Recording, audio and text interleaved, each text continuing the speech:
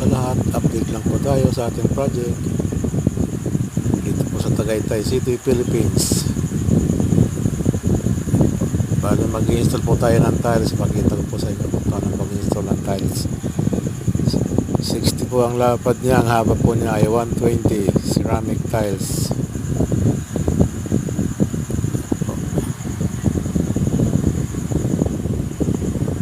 Bali, gumamit po tayo ng suction dyan para maganda pang paghawak sa tiles. Ayun po, parang hindi mahirap hawakan.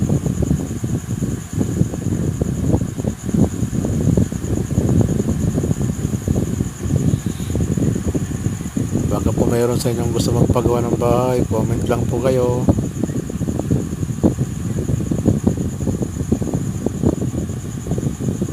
Thank you for watching.